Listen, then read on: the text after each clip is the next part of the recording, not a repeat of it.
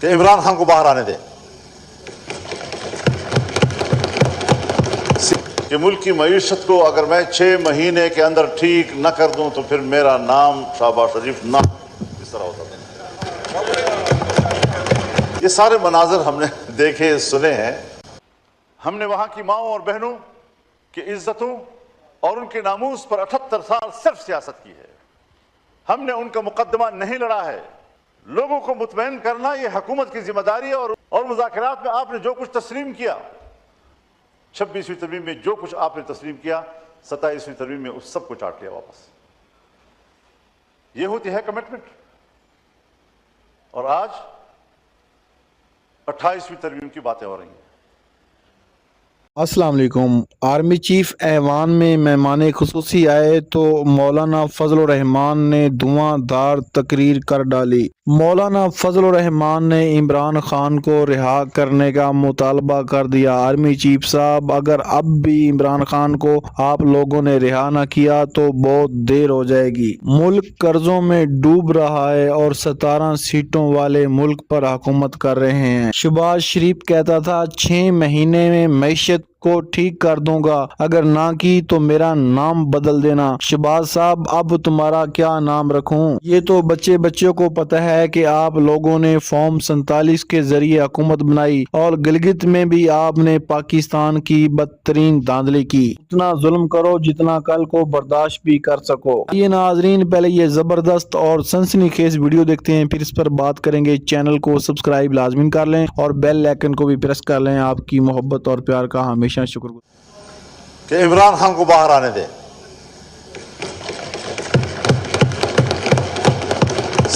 کہ ملک کی معیشت کو اگر میں 6 مہینے کے اندر ٹھیک نہ کر دوں تو پھر میرا نام شہباز شریف نہ اس طرح ہوتا تھا۔ یہ سارے مناظر ہم نے دیکھے سنے ہیں۔ ہم نے وہاں کی ماؤں اور بہنوں کی عزتوں اور ان کے ناموس پر 78 سال صرف سیاست کی ہے۔ ہم نے ان کا مقدمہ نہیں لڑا ہے، اور آج جو صورتحال وہاں نظر آ رہی ہے یہ تشویشناک ہے۔ یہ نہیں کہ میں صرف حکومت پر تنقید کروں، لوگوں کو بغاوت کی طرف لے جانے کی کیا ضرورت ہے؟ یہ حالات ایک دن میں پیدا نہیں ہوئے، یہ ہماری 78 سال کے رویوں کے نتیجے میں آج لوگوں کے اندر یہ احساسات پیدا ہوئے ہیں۔ میرے علماء شہید ہو رہے ہیں۔ علماء اس لیے شہید ہو رہے ہیں کہ وہ جمہوریت کی بات کیوں کرتے ہیں، وہ پارلیمنٹ کی سیاست کیوں کرتے ہیں۔ پھر جمہوریت کفر ہے۔ اگر جمہوریت کے راستے سے اور پارلیمنٹ کے راستے سے قوم کو کچھ دیا جاتا جو کہ ہمارے آئین کا تقاضا ہے، قرآن و سنت کی بات میں بطور ایک انفرادی حیثیت کے نہیں کر رہا ہوں، قرآن و سنت کی بات میرا آئین کرتا ہے، اس حوالے سے حکومتوں کی پیش رفت زیرو ہے۔ اس پیش رفت کے ساتھ ملک کے اندر بغاوتیں نہیں اٹھیں گی تو کیا ہوگا؟ بالآخر صبر کے پیمانے لبریز ہو جاتے ہیں۔ لوگوں کو مطمئن کرنا یہ حکومت کی ذمہ داری ہے اور اس کی پالیسیوں کا اثر ہوتا ہے۔ اگر آپ نہیں کریں گے تو پھر الٹا رد عمل آتا ہے۔ تو کبھی اس کے بارے میں بھی سوچا ہے؟ یہی اسی ایوان میں آئین میں ترمیم ہوئی کہ 1 جنوری 2028 سے ملک کے اندر سود ختم ہوگا۔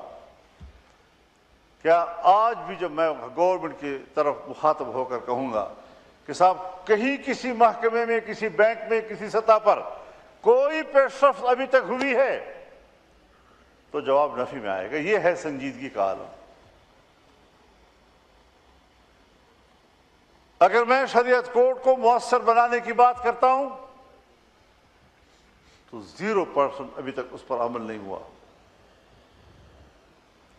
ہم نے آئین میں ترمیم کی کہ اسلامی نظریاتی کونسل کی سفارشات وہ ڈبیٹ کے لیے ایوان میں پیش کی جائیں گی. 2 سال ہو رہے ہیں، ہم آج تک ایک سفارش بھی ڈبیٹ کے لیے ایوان میں نہیں لا سکے. یہ ہے معاہدے، یہ ہے پارلیمنٹ کے فیصلے، یہ ہے پارلیمنٹ کے فیصلوں کی توقیر، یہ ہے اپنی زبان کو عملی جامہ پہنانے کے مناظر. اب آپ بتائیں کہ ان حالات میں آپ کس طرح عام آدمی کو مطمئن کر سکیں گے؟ میں نے تو آپ کے ساتھ مذاکرات کیے تھے، ہم نے تو بات چیت کی تھی، کوئی ڈنڈے تو نہیں اٹھائے تھے، کوئی ہنگامے تو نہیں کیے تھے. اور مذاکرات میں آپ نے جو کچھ تسلیم کیا، 26ویں ترمیم میں جو کچھ آپ نے تسلیم کیا، 27ویں ترمیم میں اس سب کو چاٹ لیا واپس. یہ ہوتی ہے کمٹمنٹ. اور آج 28ویں ترمیم کی باتیں ہو رہی ہیں. کیا حاصل کرنا چاہتے ہیں؟ 18ویں ترمیم کو واپس کرنے کی باتیں ہو رہی ہیں. افواہیں ہیں، ابھی تک کوئی چیز منظر عام پہ نہیں آئی، لیکن باتیں ہو رہی ہیں، اور باتیں بلا وجہ نہیں ہوتی. اسی لیے میں سوچتا ہوں کہ جہاں میں حکومت کو متوجہ کرنا چاہتا ہوں جناب اسپیکر آپ کی وساطت سے، وہاں میں خاص طور پر پاکستان پیپلز پارٹی کو متوجہ کرنا چاہتا ہوں کہ سن 1973 کا آئین یہ پاکستان پیپلز پارٹی کے قائد ذوالفقار علی بھٹو شہید نے دیا تھا. میرے والد نے اس پہ دستخط کیے تھے، خان عبد الولی خان نے اس پہ دستخط کیے تھے، غوث بخش بزنجو نے اس پر دستخط کیے تھے، چھوٹے صوبوں نے اس کو قبول کیا تھا. کیا حشر کیا گیا اس کا. اور پھر پاکستان پیپلز پارٹی کی حکومت تھی جب 18ویں ترمیم کے لیے پارلیمنٹ کی کمیٹی بنی. 9 مہینے ہم بیٹھے رہے، اور 9 مہینے کے بعد ہم نے آئین کی اصلاح کی. 100% نہ صحیح، لیکن بہت حد تک ہو گئی. ہم نے صوبوں کو حقوق دیے. NFC ایکٹ ہوا جس پہ طے ہوا آئین کے اندر کہ NFC کے حصص میں صوبوں کے حصوں میں اضافہ تو کیا جا سکے گا لیکن کمی نہیں کی جا سکے گی. آج صوبے کا حق ہماری حکومت کے لیے گلے کی ہڈی بن گئی ہے. غریب صوبے کو آپ اگر حق دینا چاہتے ہیں تو اس کے لیے صوبوں کو توڑو.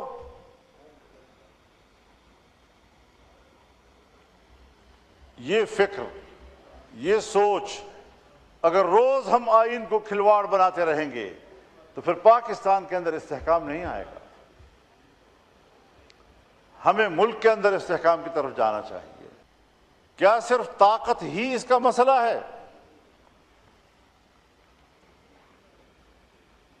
افغانستان کے ساتھ معاملات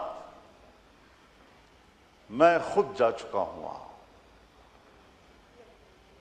اور پاکستانی نظام کی کو اعتماد میں لے کر گیا ہوں. 1 ہفتہ مذاکرات ہم نے کیے، میں مکمل کامیابی کے ساتھ واپس لوٹا. الیکشن کے بعد میں اپوزیشن میں بیٹھ گیا.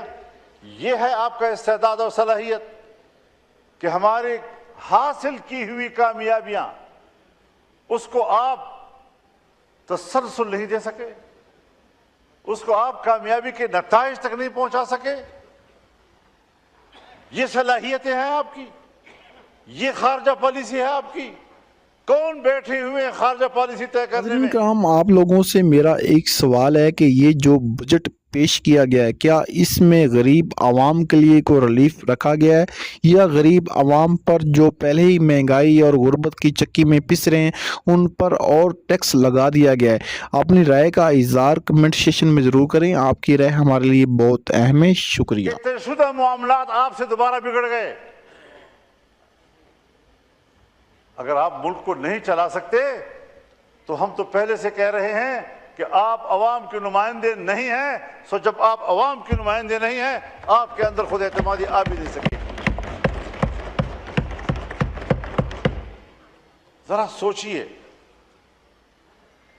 تعلقات کی جو نوعیت اور تعلقات میں کشیدگی کی جو نوعیت آج حکومتی پارٹیوں اور پی ٹی آئی کے درمیان نظر آ رہی ہے، یہ کوئی میرے لیے آج پہلا منظر نہیں ہے. خواجہ آصف صاحب میرے محترم ہیں، میرے بڑے ہیں، مجھ سے عمر میں بھی بڑے ہیں، میں احترام کرتا ہوں، یہ سب کچھ خود جانتے ہیں. پرویز اشرف صاحب بیٹھے ہوئے ہیں، میرے لیے قابل احترام ہیں. یہ سارے مناظر انہوں نے دیکھے ہیں. جو کشیدگی کی نوعیت اور ایک دوسرے کے خلاف رویوں کی جو انتہا پسندی ہے، یہ مناظر ہم نے مسلم لیگ اور پیپلز پارٹی کے بیچ میں نہیں دیکھے تھے. میاں نواز شریف اور بینظیر بھٹو کے درمیان ہم نے نہیں دیکھے تھے. آج ہم انہی مناظر کو دوبارہ دوسری شکل میں دہرا رہے ہیں. اگر عمل چونٹی کے برابر ہے تو رد عمل چونٹی کے برابر ہونا چاہیے، لیکن ہم ہیں کہ عمل چونٹی کے برابر اور رد عمل ہاتھی کے برابر ہوتا ہے.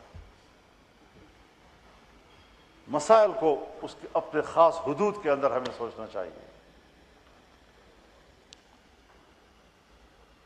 اپوزیشن کی جماعتیں بیٹھی ہیں. محمود خان اچکزئی ہمارے لیڈر آف دی اپوزیشن ہیں. مجھ سے انہوں نے ووٹ نہیں مانگا، لیکن میں نے ان کو سپورٹ کیا ہے. اور میں آج بھی یہ سوچتا ہوں کہ جس طرح پرائم منسٹر صاحب نے خطاب کیا اور اس میں انہوں نے میثاق جمہوریت کی بات کی، پیپلز پارٹی اور مسلم لیگ کے درمیان دوریاں اور تلخ رویوں کی ایک تاریخ، وہ میثاق جمہوریت پہ جا کر ختم ہوئی. میں اس کا سگنیچری نہیں ہوں، غالباً عمران خان بھی اس کے سگنیچری نہیں ہیں، لیکن بات کے جو سیمینارز ہوئے، آل پارٹیز ہوئے، ان کے جو اعلامیے سامنے آئے، اس میں ہم سب کی تائید اس کو حاصل ہوئی اور آج وہ ایک متفقہ دستاویز ہے.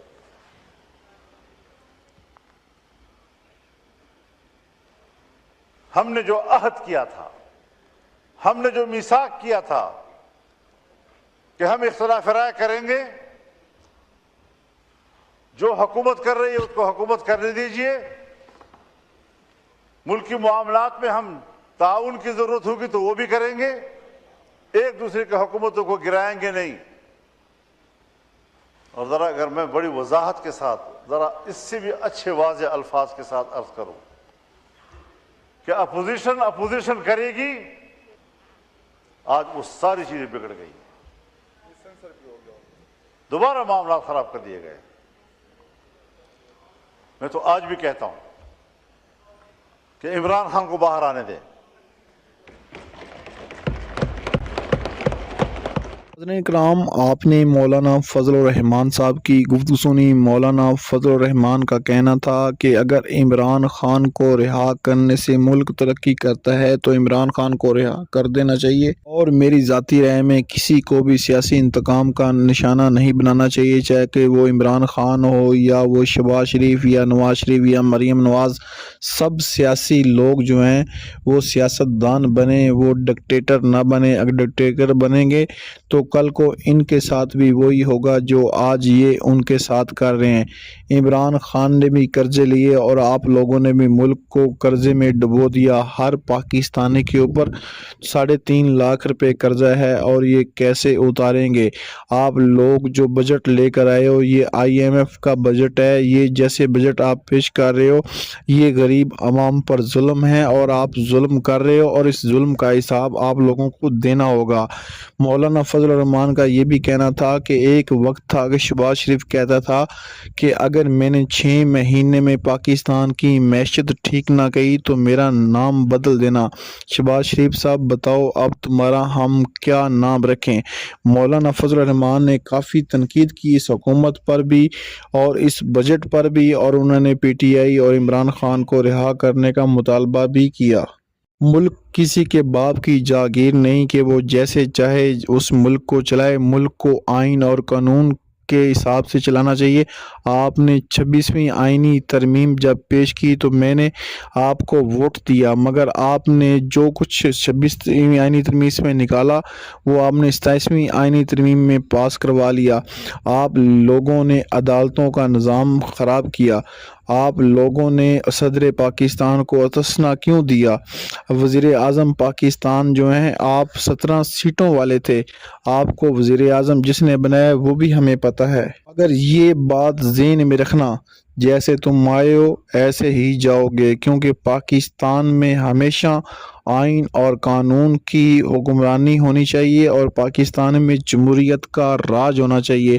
عمران خان میرا مخالف ضرور ہے، عمران خان ہم سیاست بھی کرتے رہیں گے، مگر عمران خان کے ساتھ دلی طور پر اس کا ساتھ دیتا ہوں کیونکہ اس کو اب آپ لوگوں نے سیاسی انتقام کا نشانہ بنایا ہوا ہے۔ عمران خان کی بہنوں کی ملاقاتیں کیوں بند کی ہوئی ہیں؟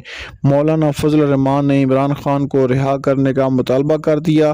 ناظرین، اگر عمران خان رہا ہو جاتے ہیں تو اس حکومت کا اللہ حافظ ہے، کیونکہ یہ اب عمران خان جیل میں بیٹھا ہوا ہے تو یہ لوگ اتنے گھبراتے ہیں، اگر وہ باہر آ گیا تو ان کا کیا بنے گا؟